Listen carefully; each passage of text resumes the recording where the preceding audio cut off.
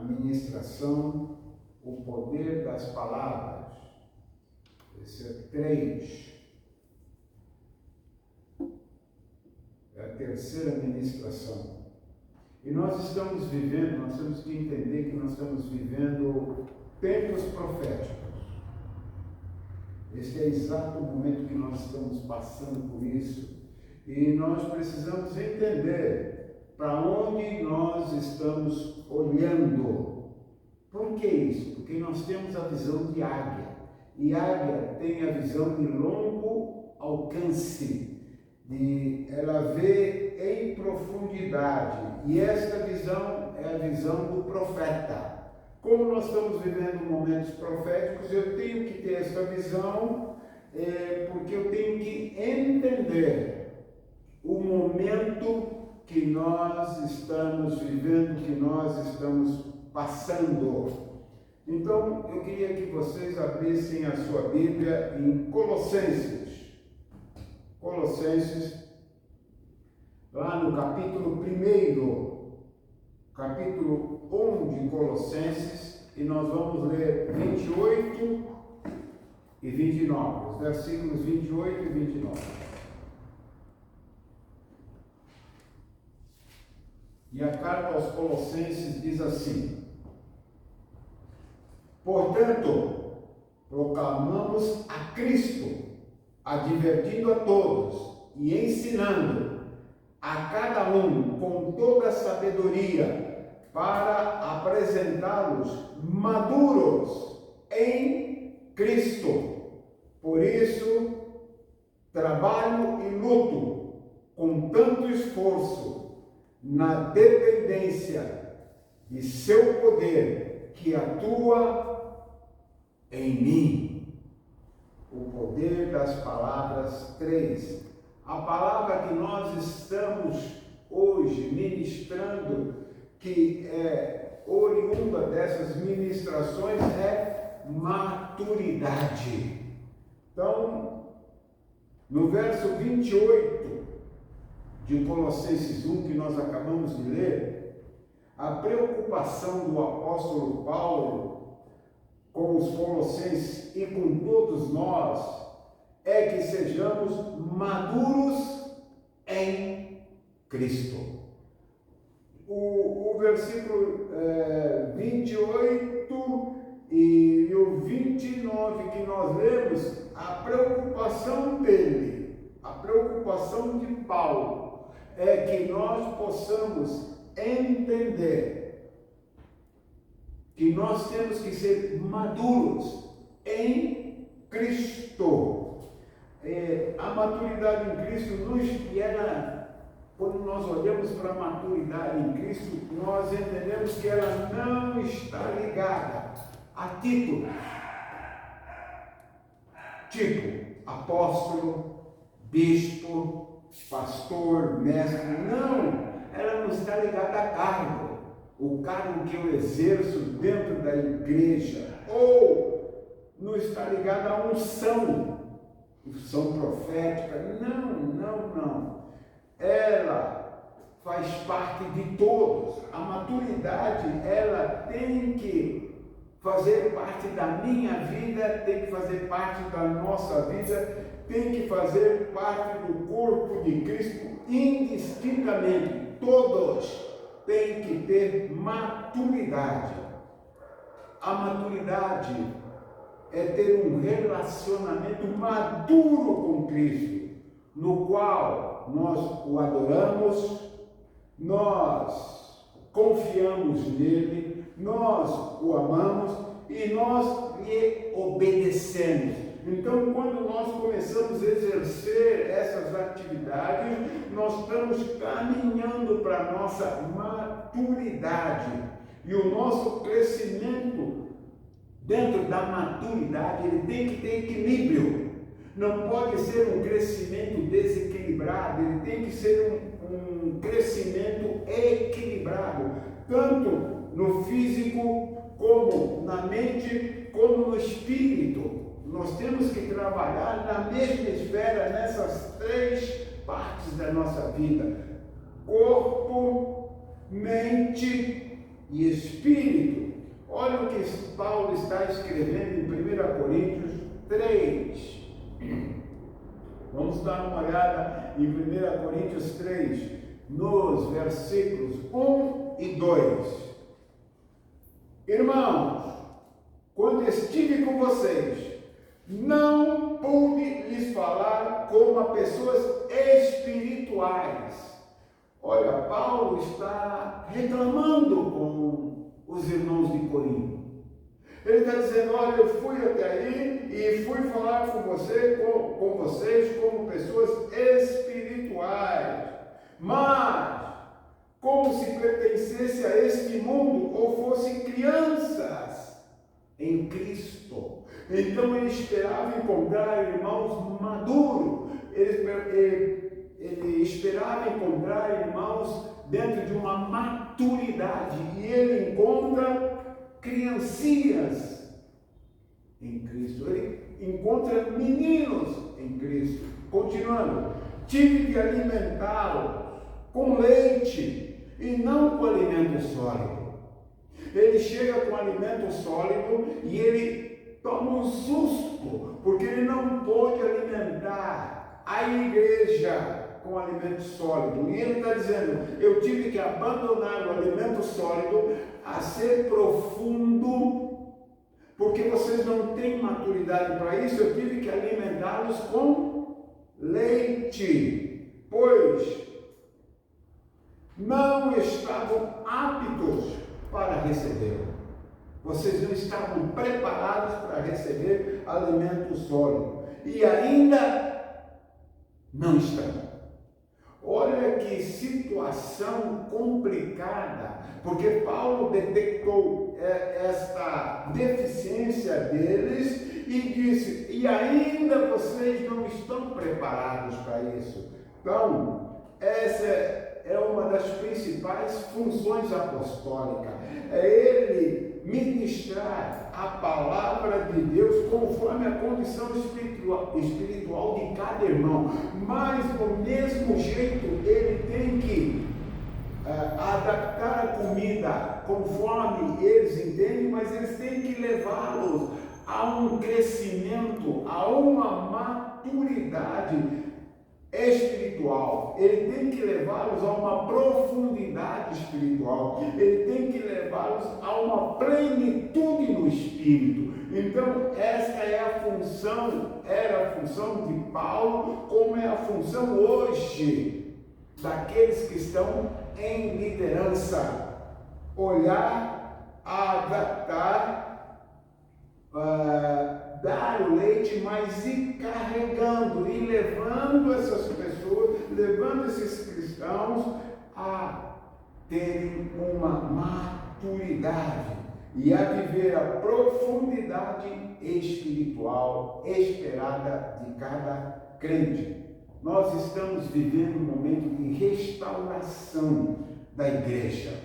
É um momento de transição da igreja. Nós estamos vendo esses movimentos dentro da igreja, mas é uma restauração que Deus está movendo, principalmente nos 5 ministérios. Temos que entender por que é necessária esta restauração. Por quê? Por que é necessária esta restauração? E que restauração que eu estou falando? Vamos abrir em Efésios, capítulo 4, versos de 11 a 14, para que a gente possa entender a necessidade da igreja e o que é que a igreja está precisando. Efésios 4, de 11 a 14. Ele designou alguns para apóstolos, outros para profetas, e outros para evangelistas, e outros para pastores e mestres. E eles são responsáveis por preparar o povo santo para realizar sua obra e edificar o corpo de Cristo, até que todos alcancemos a unidade, que é a fé e o conhecimento do Filho de Deus, produzem e amadureçam chegando à completa medida da estatura de Cristo. Então, não seremos mais imaturos como crianças, nem levados de um lado para o outro, empurrados por qualquer vento de novos ensinamentos. E também não seremos influenciados quando nos tentarem enganar com mentiras astutas. Olha, a restauração da igreja tem o objetivo de, até que todos cheguemos à maturidade e à profundidade espiritual. Por que existe essa restauração? Para que todos, ninguém pode ficar de fora. Todos têm que ter maturidade e profundidade espiritual. Lembra quando eu iniciei dizendo que nós estamos vivendo momentos proféticos e para onde nós estamos olhando? Por quê? Porque a nossa visão é diária. Então eu tenho que ter uma visão a longo alcance e a minha maturidade vai me mostrar aonde está o Espírito e aonde o Espírito não está. Aonde Deus comanda e aonde Deus não comanda.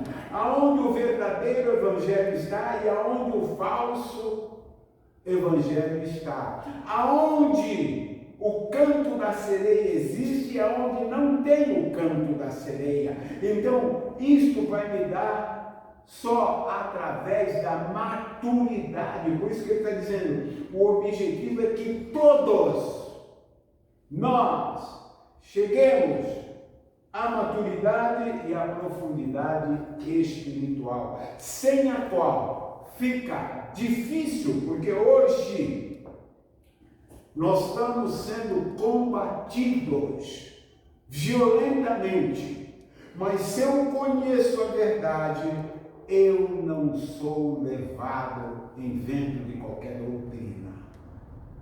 Eu tenho discernimento espiritual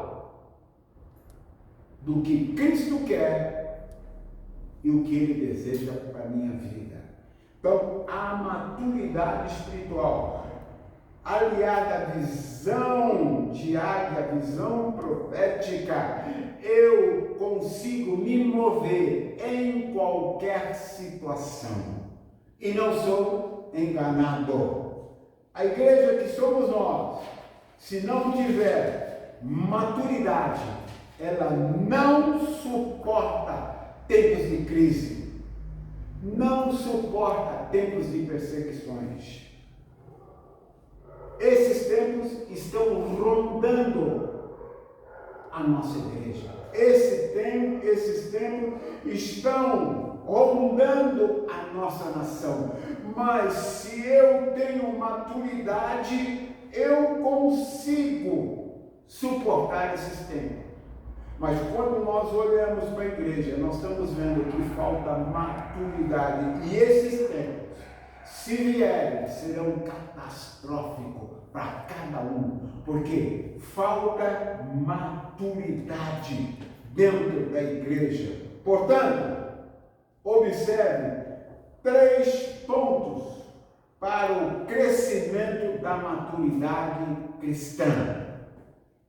Porque alguém pode me perguntar, pastor, como é que eu cresço na minha maturidade? Então eu vou te dar 3 pontos, extraído do próprio texto de Efésios 4, 11 a 14. Nós temos agora, primeiro ponto, até que cheguemos todos à medida da estatura de Cristo e da plenitude que é a maturidade. Então eu tenho que estar aliado à igreja, eu tenho que estar aliado aos ensinamentos de Cristo, eu tenho que estar aliado à palavra, para que eu consiga chegar à medida da estatura de Cristo e da plenitude do Espírito, que é a maturidade. Então, só através da minha comunhão com Deus, através do meu relacionamento com Deus, através das minhas orações, da minha leitura diária da palavra, do meu estudo de meditar na palavra, então, através dessas medidas, eu consigo chegar à maturidade tão esperada. Porque Paulo, ainda lembrando, escrevendo a 1 Coríntios, ele diz assim: eu cheguei aí, esperando que vocês já estivessem maduros. E a minha surpresa foi que vocês ainda não estavam. Cheguei com alimento sólido, mas vocês não podiam suportar alimento sólido. Tive que ministrar leite para vocês. Segunda, abandonando as meninices, as coisas de criança. Ainda temos no nosso meio muito melindre, temos no nosso meio muito diz-que, tenho no nosso meio muito mimimi, tenho muitas coisas, tem coisas de crianças ainda. Eu fiquei chateado com o irmão porque ele não me deu a paz do Senhor. Ainda temos isso dentro do nosso meio. Olha, fiquei chateado porque não me cumprimentou, fiquei chateado porque não olhou. Meninice, nós temos que parar com meninice, temos que abandonar. Lá, Efésios 4 está dizendo isso. Abandone as coisas de criança. Nós temos que esquecer as coisas de criança. Nós somos crentes maduros, nós somos adultos. Seria como se você pegar um adulto e ele 20, 30, 40 anos está chupando chupeta. É uma aberração. Mas uma criança de 6 meses chupando chupeta não é aberração. Seria o adulto estar tomando uma madeira, aberração. Mas uma criança de 6 meses é salutar. Percebe? Então é isso que ele está dizendo. Eu tenho que abandonar as coisas de criança. Terceiro ponto. Para não sermos levados por todo o vento de doutrina. Esse é um momento crucial da igreja, porque tem surgido cada vez mais ventos de doutrina. Parece doutrina, mas não é. Parece verdadeiro, mas não é. Tem algumas doutrinas que quando você começa a ouvir, você fala, que bom, mas de repente vem uma vírgula e logo a seguir a vírgula vem um mas. Vírgula, mas. Aí você que é maduro, que tem olhos de águia, você que tem afinidade com a palavra, nós que temos afinidade com o Espírito Santo, nós que somos maduros, que somos profundos espiritualmente, entendemos que depois da vírgula e do mas vem doutrinas maléficas à saúde espiritual de cada um de nós. Então, não podemos ser levados por todo vento de doutrina. Nunca apareceram tantas doutrinas tão parecidas, tão paralelas com a doutrina bíblica, que se não conhecermos as doutrinas bíblicas, nós seremos levados de roubo. Então, o apóstolo, escrevendo a carta aos Efésios, falou: olha, presta atenção, mas se você é menino, você é facilmente enganado, você é facilmente ludibriado, você é facilmente levado de roldão, levado por essas doutrinas. Então, presta atenção nisso. Existem também pontos importantes dentro da maturidade cristã. Pontos importantes que vão me fazer levar a um crescimento espiritual contínuo. Pontos importantes que vão me fazer chegar mais próximo da minha maturidade. Pontos que vão acelerar os meus passos, a minha chegada em direção à maturidade. E é o que Cristo espera de cada um de nós. Olha só, quando você olha para o apóstolo Paulo, há um grito de decepção dele. Ele dizendo: queridos, se eu entrei com alimento sólido para vocês, é que pelo tempo que vocês estão militando na palavra, vocês já deveriam ser crentes maduros em Cristo. Pelo tempo que vocês estão dentro dos evangelhos, vocês deveriam ter maturidade. E qual não foi a minha surpresa ao ver que vocês ainda são imaturos, são crianças na fé. E olha que o termo criança que ele usa para um adulto é um termo para chocar.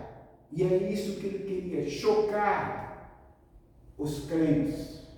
Para dizer: desperta, desperta, acabou o tempo de menino. Então, quais são os passos que me levam em direção à maturidade? Eu gostaria que você agora, a partir de agora, preste atenção. Quais os passos que me levam em direção à maturidade?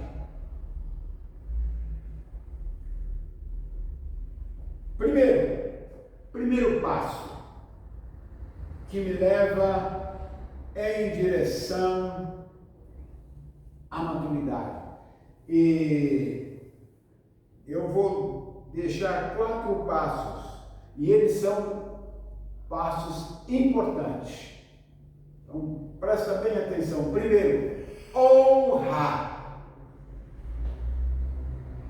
E é interessante que a honra é algo complicado.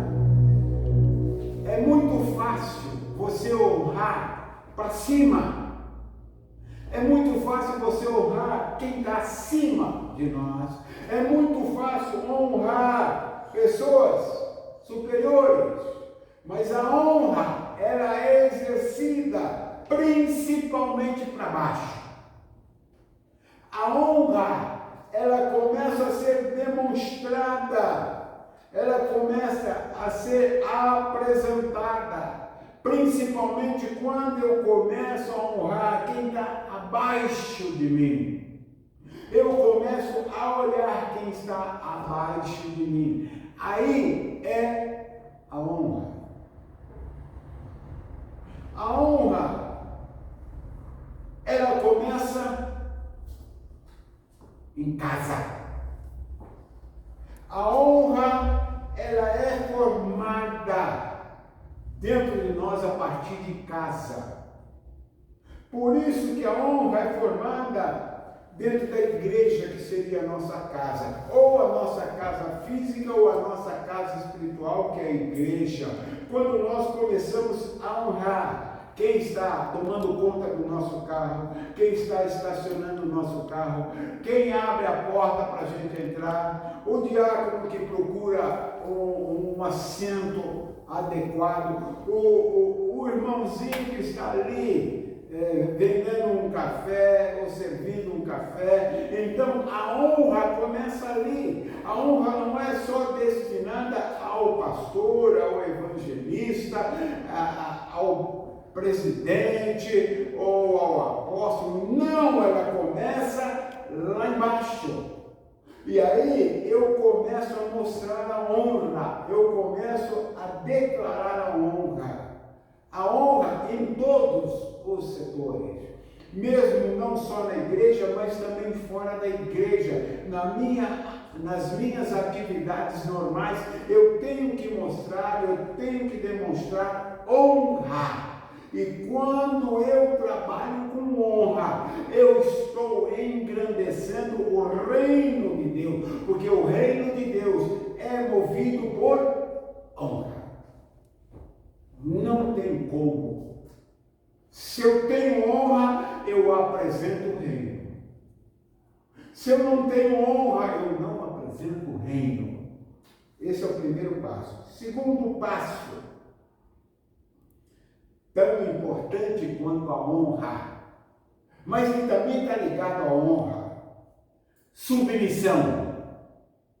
E é interessante, porque a submissão é um grande segredo. É um segredo do reino de Deus.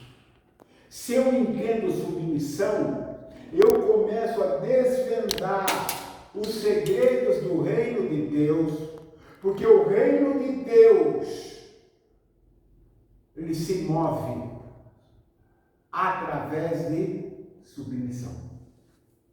Então, quando eu entendo isto, eu começo a entender o reino, e a submissão é tão importante.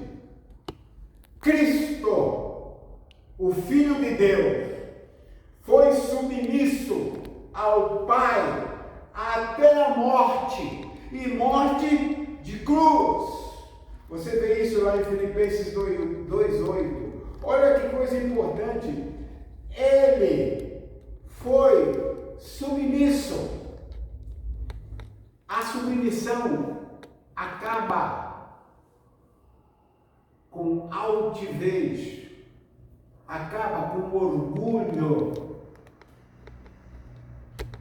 acaba com o nariz em pé. A submissão, ela mostra o segredo do Filho de Deus sendo submisso ao Pai, e submissão de morte, e morte de cruz. Então eu começo a olhar a submissão sobre outro prisma. E a submissão, ela está ligada à honra. Você se submete só a quem você honra. Percebe como uma coisa está ligada à outra? E a submissão, ela não permite que a arrogância entre. Ela não permite que a soberba entre. A submissão é uma proteção contra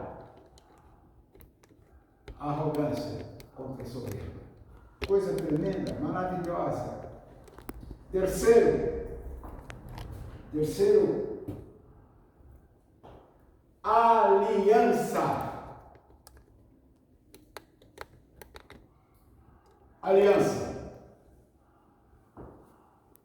começa com Deus. Não foi o homem que criou a aliança, foi Deus. Então, quando eu olho para a aliança,